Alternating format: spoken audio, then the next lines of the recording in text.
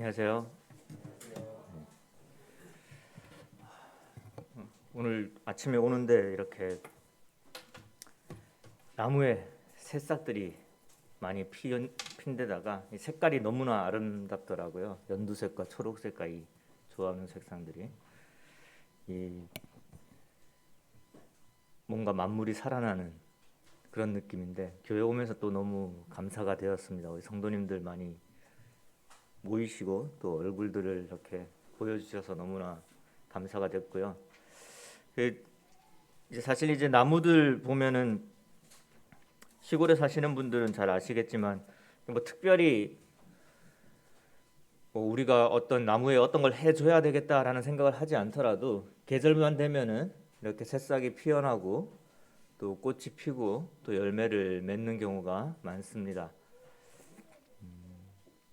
참 잘 자란다라는 생각이 들잖아요. 그런 걸 보면서 참 사람도 저렇게 잘 자라면 참 좋을 텐데라는 생각을 하게 됩니다. 특히 이제 자녀들을 키우시는 이 부모님들은 어린 자녀들을 키우시는 부모님들은 저랑 공감하는 부분이 많을 텐데 왜 이렇게 신경 써야 될 게 많죠? 먹는 것부터 어떻게 키워야 될지 뭐 옷 입는 것도 신경 쓰이고 모든 것이 다 신경 쓰입니다. 참 어린아이가 빨리 자라기를 바라는 마음은 건강하게 잘 자라길 바라는 마음은 누구에게나 동일할 것 같습니다. 우리 오늘 이제 고린도전서 3장 말씀을 보실 텐데요.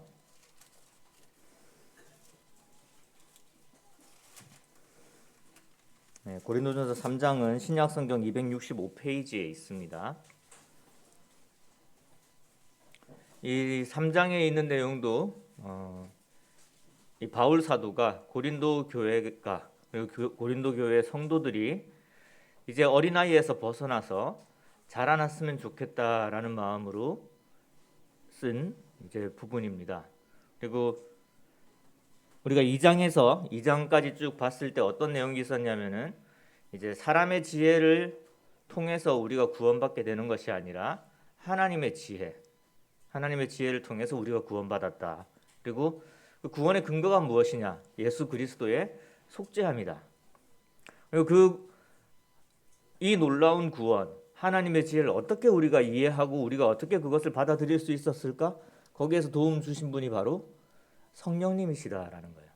그래서 하나님의 지혜이고 예수 그리스도의 사역이고 성령님의 은혜를 통해서 성령님의 역사를 통해서 우리가 구원을 받게 된 것이고 그 하나님의 지혜를 알게 된 것입니다. 그래서 이 그리스도인들은 다른 어떤 사람의 지혜, 어떤 인간의 어떤 여러 가지 논리들, 그다음에 지식 이런 것을 통해서 하나님을 만나고 구원을 받게 되는 것이 아니라 오로지 하나님의 은혜로 우리가 구원을 받았음을 이 고린도전서 1장, 2장을 통해서 말씀을 해주셨습니다. 근데 이렇게 이 중요한 이야기를 다시 이 바울이 하는 의도는 이 고린도 교회가 자라나야 되는데 어떤 문제가 있었다고 그랬죠? 이렇게 분파가 이루어지는, 그러니까 사람을 중심으로 모이게 되는 문제가 있었습니다. 그래서 이 사람의 지혜가 아니다라는 것을 강조한 이유는 사람을 따르지 말고 하나님을 따라라. 사람을 따르지 말고 예수 그리스도를 따라라. 사람을 따르지 말고 성령님의 인도하심을 따라라라는 것을 이야기하기 위한 것입니다. 그래야지 모든 성도님들이 그 교회 안에서 하나됨을 이룰 수 있기 때문입니다. 그래서 이 하나됨을 이루었을 때에 이제 이 교회는 성장해 나가야 됩니다. 그리스도인도 하나님의 은혜로 또 예수 그리스도의 은혜로 또 성령님의 이 인도하심을 통해서 우리가 구원을 받게 되었을 때에 이제 새로운 생명을 얻게 된 것이죠. 그래서 이 새로운 생명이 이제 자라나야 되기 때문에 그럼 그 자라나는 부분에 있어서도 어떤 부분들이 어떻게 해서 우리가 자라날 수 있는지에 대해서 이제 3장에서 이야기를 하고 있습니다. 마찬가지로 지금 같은 이 주제가 연속적으로 이어지기 때문에 사람이 아니라 예수 그리스도다, 사람이 아니라 성령님이시다라는 것에 초점을 맞추고 이렇게 보시면 좋습니다. 그래서 뭐 결론부터 말씀을 드리자면은 은혜 아니면 서지 못하리입니다. 아까 이제 찬양 가사 중에 그런 내용이 있었는데 그리스도 아니면 우리가 서지 못하죠. 은혜 아니면 서지 못합니다. 근데 그 주제가 여기 고린도서 3장에도 동일하게 드러나 있습니다. 그래서 제가 좀 시간을 많이 아낄 수 있을 것 같습니다.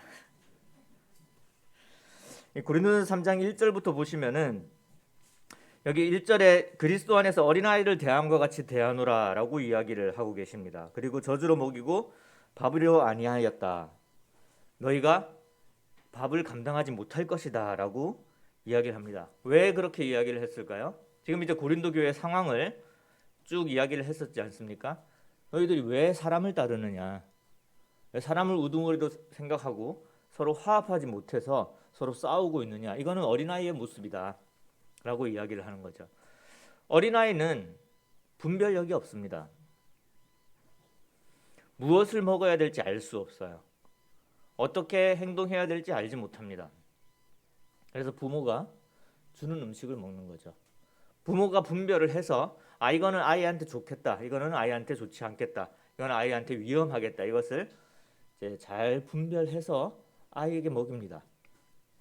그러니까 우리가 분별력이 없이 어린아이의 상태에 있으면은 누구를 바라보게 되냐면은 나에게 먹이를 주는 사람을, 먹을 것을 주는 사람을 바라볼 수밖에 없습니다. 그러니까 성령님을 통해서 하나님의 말씀을 받아들이고 또 그 내가 어떻게 살아야 될지를 이렇게 생각을 하고 판단을 해서 행동할 그러한 그 장성한 분량이 되지 못했기 때문에 계속해서 누군가가 나에게 먹여주기를 기대를 하게 되는 거죠. 그럼 그걸 기대를 하다 보니까 누구에게 의존을 하게 됩니까? 세상의 지혜로운 사람들에게 의존을 하게 됩니다. 그러니까 이 고린도 교회 성도들의 모습이 그러했다는 거죠. 그러니까 하나님의 인도하심, 성령님의 인도하심을 받아서 이제 자라나야 되는데 그것이 아니라 계속해서 사람의 공급을 바라보고 이 사람이 나한테 주는 것만을 받아 먹으려고 하다 보니까 이제 쏠리는 성향이 생기는 거예요. 이 사람의 이야기가 나에게는 잘 맞다. 또 저 사람의 이야기는 나에게 잘 맞다가 되는 거죠. 그리고 그런 것들을 계속해서 쫓아가다 보니까 사실 이 전하는 사람들 입장에서는, 말씀을 전하는 사람 입장에서는 말씀을 잘 이제 상고를 해서 말씀을 전하는데, 근데 이제 강조하는 부분이 다를 수가 있거든요. 이 세상을 바라보는 시각이나 자신이 자라온 환경, 그리고 어떤 성령님의 그 은사를 통한 인도하심에 따라서 이 성경에 대해서 이야기를 하고, 물론 성경에 있는 내용은 같지만 거기서 어떤 것을 강조해서 이야기하느냐가 다를 수가 있습니다. 근데 이게 교회 안에서 서로 다른 메시지가 전해지면 이게 조화가 될 수가 있어요.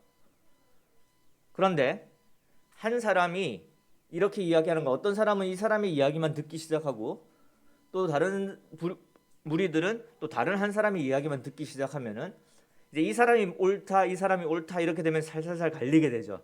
그러면서 이제 분쟁이 생기게 되는 것입니다. 왜 그렇죠? 분별력이 떨어지기 때문에 그래요.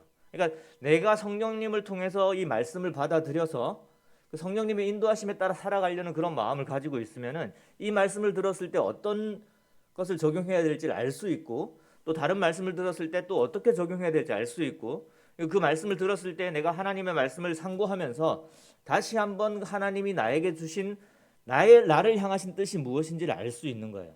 근데 그렇지 않고 그 노력을 하지 않고 그냥 그 사람이 좋아서 그 사람이 하는 말만 받아먹고 있으면은 이제 당연히 그렇지 않은 이야기를 하는 사람과 이제 멀어지게 되는 그런 결과를 낳게 되는 것입니다.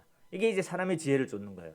그러니까 말씀을 전하는 사람은 사람의 지혜로 한 게 아닌데 그걸 받아들이는 입장에서 이 분별력이 떨어지는 사람들은 이제 한쪽으로 치우칠 수가 있게 되는 것입니다. 그래서 그런 부분들을 이 바울이 알고 있었기 때문에 나도 하나님의 말씀을 전하고 아볼로도 고린도 교회에 하나님의 말씀을 전하는데 그것이 서로 다른 것이 아니라 그 사람의 어떤 지혜만을 쫓아가야 될 것이 아니라 이제 성령님을 통해서 이 하나님의 말씀을 받아들이고 그래서 성령님 나를 어떻게 인도하시는지를 기대하는 그런 삶을 살 것을 이야기를 해야 되는 겁니다. 근데 아직까지 너희들의 상태가 그러하지 못한 것 같다라고 말씀을 하시는 겁니다. 그래서 이렇게 하나씩 하나씩 짚어서 이야기할 수밖에 없는데 이것도 이 바람직한 건 아닌 거죠. 왜냐하면은 계속해서 젖을 먹고 살 수는 없는 거니까요. 그래서 밥을 먹을 수 있을 때까지 장성하기를 바라는 마음으로 이야기를 하는 것입니다.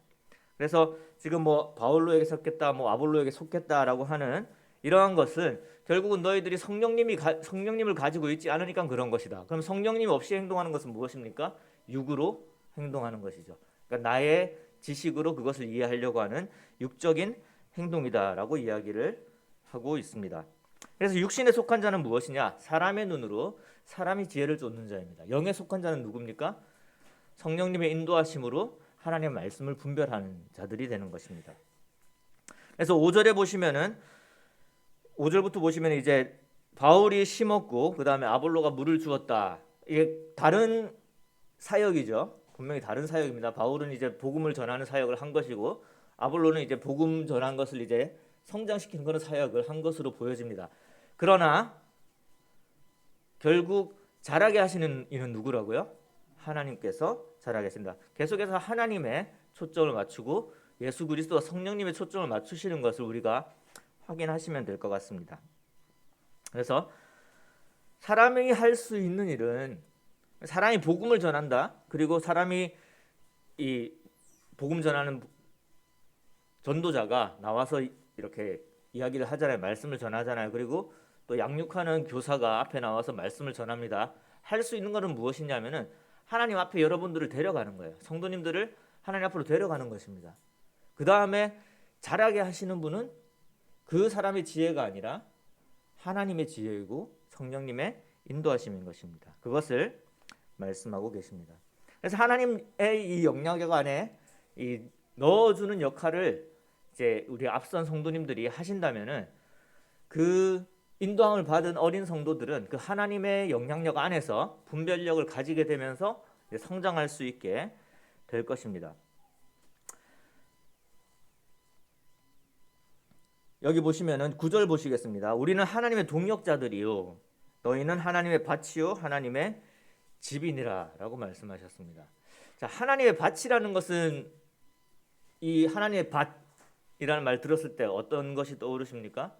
자, 하나님의 말씀을 받아들이고 뭔가 자라나야 되죠. 예수님께서 이런 말씀을 한번 하신 적이 있으시죠? 하나님의 밭이라는 비유를 이야기를 하신 적이 있으십니다. 마태복음 13장 23절에 보시면 좋은 땅에 뿌려졌다는 것은 말씀을 듣고 깨달은 자니 결실하여 어떤 것은 100배, 어떤 것은 60배, 어떤 것은 30배가 되느니라 하시더라. 하나님의 밭이라는 것은 하나님의 말씀을 받고 열매를 맺게 되는 그런 과정을 이야기하는 것입니다. 하나님의 집은 무엇입니까? 이건 이후에 이제 나옵니다. 3장에 이어서 이야기가 나옵니다. 10절 보시면은 내게 주신 하나님의 은혜를 따라 내가 지혜로운 건축자와 같이 터를 닦아두매 다른 이가 그 위에 세우나. 이제 이 부분은 고린도 교회에 대해서 한정적으로 하신 말씀입니다. 무슨 말이냐면은 바울이 고린도 교회에 가서 하나님의 복음을 전했어요. 그리고 복음을 전하고 나왔을 때 이제 다른 사람들이 이제 그 교회를 세워 나가기 위해서 이렇게 여러 가지 사역들을 하고 있는 것을 묘사하는 것입니다. 근데 이제 각각 어떻게 세울까 조심하라라는 것이 이제 하나님의 집을 이제 교회에서 이제 각각의 성도님들의 은사를 통한 사역을 통해서 이렇게 세워 나가는 것을 이야기합니다. 여기 이제 뭐 유명한 이야기가 나오는데 이제 예수님이 터가 되시잖아요. 이제 이 기초죠. 기초공사가 이제 예수님 반석이십니다. 그 반석 위에 이제 집을 짓습니다. 어떤 걸로 짓는다고 그랬죠? 여기 예를 들어서 누군가 금이나 은이나 보석이나 나무나 풀이나 집으로 이 터 위에 세운다. 이게 이제 사람들의 이 교회에서의 그런 여러 가지 사역들을 이야기를 하는 거거든요. 각 사람의 공적이 나타날 터인데 그날이 공적을 밝히리니 이제 불로 테스트를 하는 장면이 나오죠. 13절에 보시면은 자, 요거는 그 우리가 불의 심판과는 다르게 보셔야 됩니다. 불의 심판이 아니라 불의 시험입니다. 시험은 뭐냐면 테스트. 이게 정말로 잘 지어졌는지 안 지어졌는지를 테스트하는 거예요. 이제 성경에 이제 불의 심판이라는 이미지가 많이 나오다 보니까 그러면 내가 열심히 교회 생활을 하더라도 하나님의 심판을 받을 수 있는 건가? 그래서 아무것도 없게 되면은 구원을 못 받는 건가? 이렇게 생각할 수가 있는데 그 이미지와는 완전히 다른 그런 상황을 이야기를 하는 것이죠. 불의 테스트는 말 그대로 이게 불에 타서 그러니까 어떤 여러 가지 이 뭐 시련이나 힘든 일이 왔을 때 이게 제대로 굳건히 서 있는지 아닌지를 알아보는 거예요. 이게 테스트죠. 그래서 불의 테스트를 했을 때에 이게 어떤 것이 남아 있는지를 보겠다라고 말씀을 하시죠. 그러면 한번 성도님들한테 여쭤보고 싶은데 뭐가 남죠? 금이나 은이나 보석이나 나무나 풀이나 집으로 이 터 위에 세웠어요. 이제 불로 테스트를 합니다.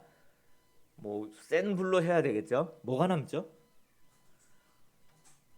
좀 궁금하지 않습니까? 금은 남을까 안 남을까? 보석은 남을 것 같기도 하고 뭐 생각해 보셨나요? 확실한 건 나무나 풀이나 집은 분명히 안 남을 것 같아요. 그렇죠? 근데 금도 사실은 높은 열을 가하면 다 녹아 내리거든요. 뭐 금이 잘 녹는다는 사실은 고대부터 잘 알고 있는 그런 사실이니까 이걸 보면서 조금 궁금했어요. 그러면 뭘로 세우라는 이야기일까? 보석으로 세우라는 이야기일까? 그러면 보석으로 세우라는 이야기라고 한다면 왜냐하면 보석은 그나마 불에 더 오래 버티지 않습니까? 제가 물리적인 건 잘 몰라서 아무튼 더 오래 버틸 것 같아요. 더 높은 온도 웬만해서는 안 녹을 것 같은 생각이 드는데 다이아몬드를 생각을 해보면 아무튼 어떻습니까? 그러면 더 센 불로 해가지고 이게 어느 정도 불인지를 이야기를 안 하셨으니까 만약에 하나님의 그 심판의 불을 이야기를 한다면 아무것도 안 남거든요. 그렇지 않습니까? 모든 물질을 다 분해해버리는 그런 하나님의 심판의 불이라면 아무것도 안 남을 것이고 만약에 뭐 일반적인 불을 생각한다면 뭐 금이나 보석 정도는 남을까 생각할 수 있는데 그렇게 판단을 했다고 하더라도 그러면 금으로 세우는 건 무엇을 의미하고 보석으로 세우는 건 무엇을 의미합니까? 그럼 이제 다른 성경을 찾아봐야 될까요? 어떻게 뭐 보석이 성경적으로 무엇을 의미하는지? 네. 이 중에 답은 없습니다. 정답 없음이 정답이죠. 왜 그렇죠? 금이나 은이나 보석이나 나무로 세운다는 건 세상의 것으로 세운다는 것을 의미하기 때문에 그럼 무엇으로 세워야 될까요?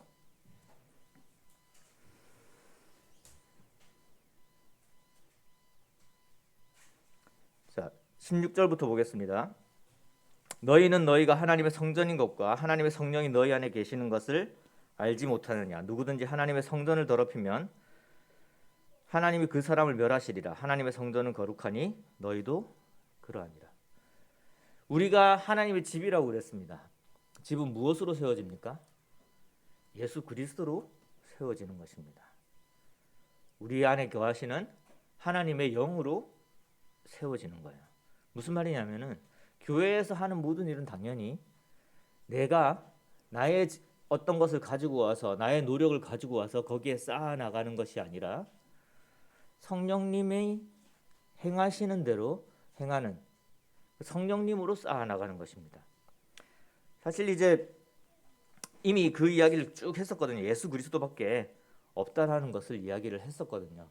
그래서 아까도 말씀드렸다시피 우리가 이 주님 안에서 하나님 안에서 올바로 서 있고 자라날 수 있는 것은 하나님의 은혜밖에 없고 예수 그리스도밖에 없다는 그 주제가 여기에도 들어있는 것을 확인을 하시면 될 것 같습니다.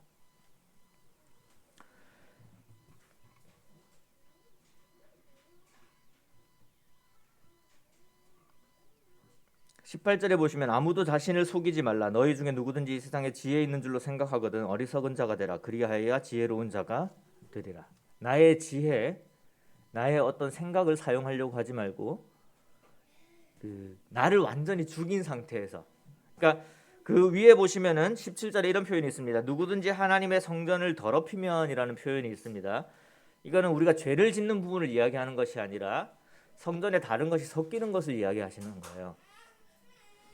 우리의 생각, 우리의 욕심, 우리의 지식, 우리의 지혜가 하나님을 섬기는데 그게 계속해서 섞이게 되면은 이 집에는 이제 불순물이 섞이게 되는 거고 그 불순물은 언젠가는 다 사라져야 되는 것입니다. 그러니까 순수하게 예수 그리스도를 남겨둬야 되는 거예요. 그러려면 어떻게 해야 되죠?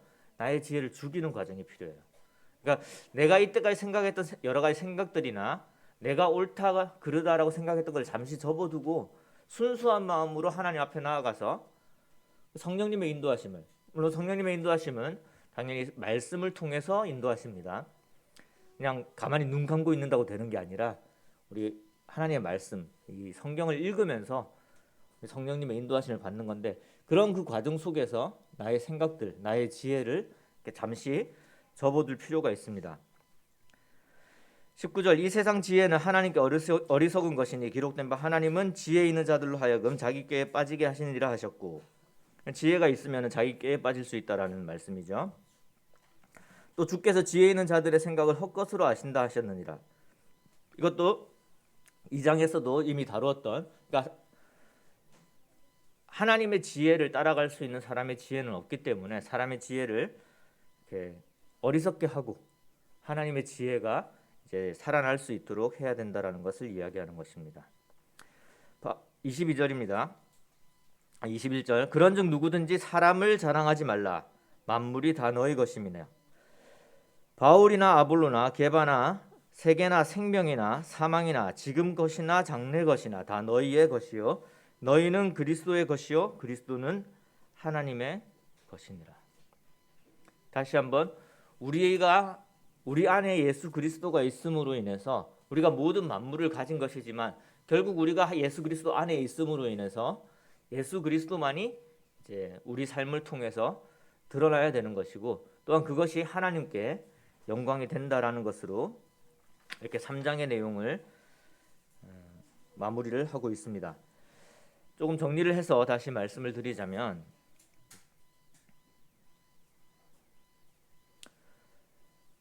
이제 성장하는 부분을 이야기하는 거예요. 그리고 교회에서의 사역을 이야기하는 것입니다. 사람이 사역을 하는 것처럼 보일 수가 있고 그 사람이 드러날 수가 있고 그 사람의 생각이 드러날 수는 있지만 그것을 따라가는 것이 신앙생활이 아니라 우리 성도님들, 우리 그리스도인들 각 사람 안에 계신 성령님을 따라서 성장하는 것을 이야기하는 것입니다. 그 성령님께서 나를 움직일 수 있도록 하는 것을 이야기하는 것입니다. 성령님께서 움직이시려면요, 첫 번째로는 내가 지혜롭다라는 생각, 그리고 어떤 사람의 생각이 지혜롭다라는 생각을 버려야 됩니다. 가장 먼저 하나님의 말씀이 무엇인지를 봐야 돼요. 이 사도행전 17장에 보면 베레아 사람들에 대한 기술을 볼 수가 있습니다. 말씀을 들었을 때 정말 그것이 그러한가 하여 성경을 계속해서 상고하는 사람들의 모습이 나옵니다.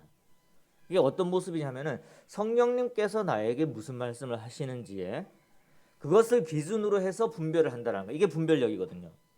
어떤 사람의 말씀이 아무리 논리적이고 내가 듣기에 좋다고 하더라도 그 말을 들었을 때 그걸 그냥 삼키지 마시고 당연히 성경 말씀을 통해서 이것이 정말로 성경에서 나에게 이야기하고 있는 그 말씀이 맞는지를 보고 그 과정 속에서 성령님이 나에게 말씀하시는 말씀이 있어요. 그것을 듣고 그것을 실천하는 그것이 자라가게 만드는 거예요. 하나님의 말씀이 공급되고 성령님을 통해서 성장해 나가는 게 그런 것들을 말하는 거죠. 그렇게 하나씩 쌓아져 나갔을 때 내가 자라나게 되는 것이고 분별력이 더욱더 생기게 되는 것이고, 그래서 내가 이제 말씀을 볼 때 그 말씀을 통해서 하나님이 나에게 두신 뜻이 무엇인지를 깨닫게 되는 거예요. 이게 이 성장의 과정이죠. 계속해서 그냥 교회에 나와서 저 목사님의 말씀을, 저 형제님의 말씀을 들으면서 그래 맞지 저렇게 살면 되겠다 여기서 끝나는 것이 아니라 정말로 매일의 삶 속에서 성령님께서 나에게 무엇을 말씀하시는지, 이 성령님의 인도하심은 당연히 뭐라고요? 성경 말씀이에요. 하나님의 말씀이에요. 말씀을 통해서 말씀을 분별력 있게 받아들이는 것을 이야기를 합니다. 이 분별력과 또 말씀에 대해서는 다음 시간에 조금 더 마저 다루는 것으로 하고 오늘의 말씀을 조금 정리를 하겠습니다. 그래서 성령님의 인도하심을 따라서 우리가 성장해 나가야 된다. 그러니까 그 전의 내용은 뭐였죠? 우리의 구원의 은혜가, 우리가 구원받게 된 것이 오로지 성령님의 은혜로 인한 것이었고, 이제 성장하는 것도 온전히 하나님의 은혜 그리고 성령님의 인도하심을 바라봐야 된다는 거예요. 나의 어떤 금이나 은으로 쌓는 것이 아니라 성령님께서 드러나게 하는 것. 내 안에 계시는 성령님께서 드러나게 하는 것, 그 성령님의 목소리를 듣는 것, 이것이 하나님의 그 마지막 날에 그 불의 테스트 앞에서, 시험 앞에서 온전히 남아 있는 우리의 모습이, 우리의 성장한 모습이 될 것임을 이야기를 하는 것입니다.